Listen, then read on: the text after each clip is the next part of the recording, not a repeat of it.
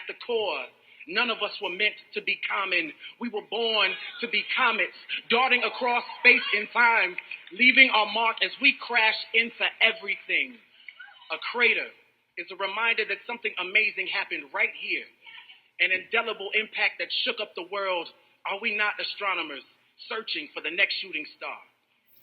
So a teacher's approach to progressive education is very exciting.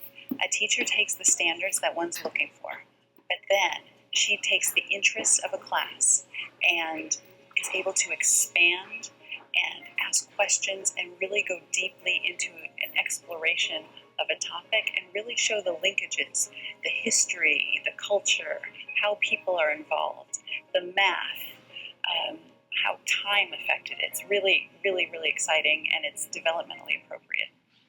As discussed in the previous video, progressive education is a philosophy of education that does not base its ideas off of traditional viewpoints. It emphasizes learning through play and projects, uses group work as well as individual work, and offers time and energy for students to become individual thinkers who are creative, curious, as well as logical. These points can be demonstrated through the DAP connection that we found.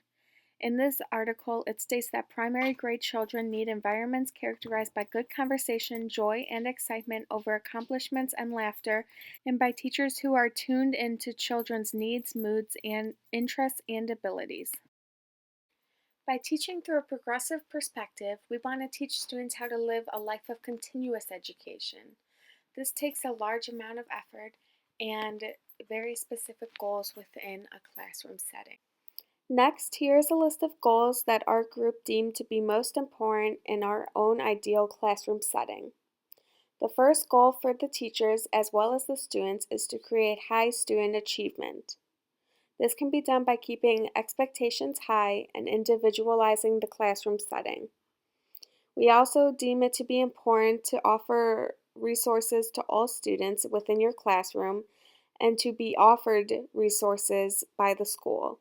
These could be technological resources such as computers or tablets, or they can even be resources as simple as textbooks.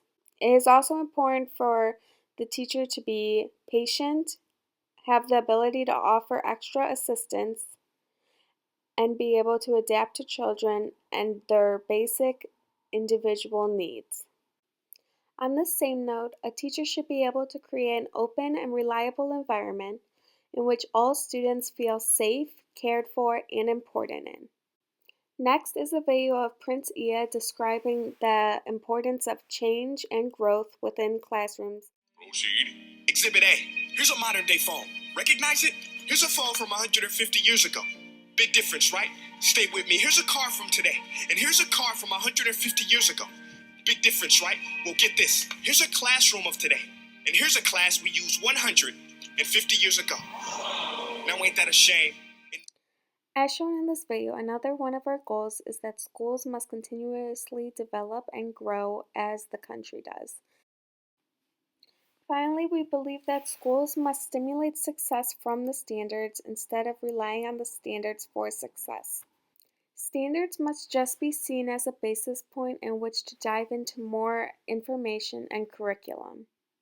Information can come from a variety of cultures to add diversity into classrooms that have very little. All of these goals are important to us in creating an ideal classroom.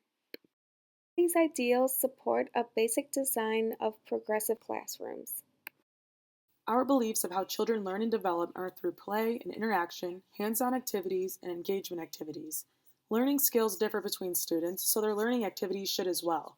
Erikson's theory states that all children follow to some degree of the same path of development, but this does not mean that all children are the same or carry the same experiences. As teachers, though, we should try to structure our classrooms around the different development levels. Children learn from their successes as well as their failures. Therefore, it is important for children to understand that letdowns and conflicts will arise within their lives and that they can learn from these experiences as well. Children should know how to work independently and collaboratively. The physical environment and classroom materials will be a positive and beneficial part to the first grade classroom due to our own personal experiences. I remember having a safe, comfortable, and easygoing approach in the classroom, and that can set our future children up for success. A classroom can never have enough materials, so having plenty of resources available for the students will help improve student achievement. Our classroom environment will be based on a progressive learning approach, which means knowledge is constructed through play and social interaction. A curriculum in our ideal classroom is based off of a progressive learning approach, which uses benchmark assessments to measure a student's growth. This also helps design the curriculum to meet individual student needs. The curriculum will be set up so the children are doing hands-on projects, group work, and developing different types of skills. Teaching strategies within a progressive classroom will be very different from those in a traditional one. A teacher should not just be the provider of information, but should help to direct children in finding and understanding the information for themselves. We as future educators must realize that all students are different and that they each carry different strengths and weaknesses. With this knowledge at our disposal, it is imperative to provide and implement multiple teaching strategies so that all children feel as though they can thrive and succeed in their own classrooms. Using a progressive approach, it is important to have a focus on group work, individuality, and creativity in order to grow to become a lifelong learner. Therefore, while lectures may still be used infrequently, teachers should be able to offer time for children to process, understand, and evaluate information individually as well as in groups. This sounds like a very difficult, especially for a first grade classroom setting. In actuality, this would be a positive way to introduce new letters, numbers, and ideas. A positive example of this would be to split our class of students into groups and allow them the opportunity to look at a picture or even read a simplistic book and work through the new materials themselves. Then the students will be responsible to find and understand the curriculum within their groups, but the teacher is still able to help if some children are confused, or the teacher can still help the students further comprehend the information. This approach would allow for the students to find their own curious and creative sides while also learning certain tools from the hidden curriculum. As focused on the next slide, here is a video of Hank Green discussing the importance of individuality within the school systems. The toolkit that we develop in school and out of school is the thing that we will use for the rest of our lives to solve problems personally and professionally. And professionally solving problems is what you call a job. But if everyone gets the same toolkit in school, then we have a glut. We have an oversupply of people with that toolkit. And when supply outstrips demand, well, I learned all about that in my economics class that I had to wait until college to take. I worry about there not being a broad enough diversity of toolkit. This is why Assessment strategies. Different kinds of assessment strategies include portfolios, presentations, and tests. Assessment strategies allow teachers to see how students are obtaining and utilizing information they are learning and what they understand and retain. They also allow teachers to see what kind of assessment strategies their students work best with. As teachers, we will be incorporating different assessment strategies into our classroom because we believe that every child learns differently.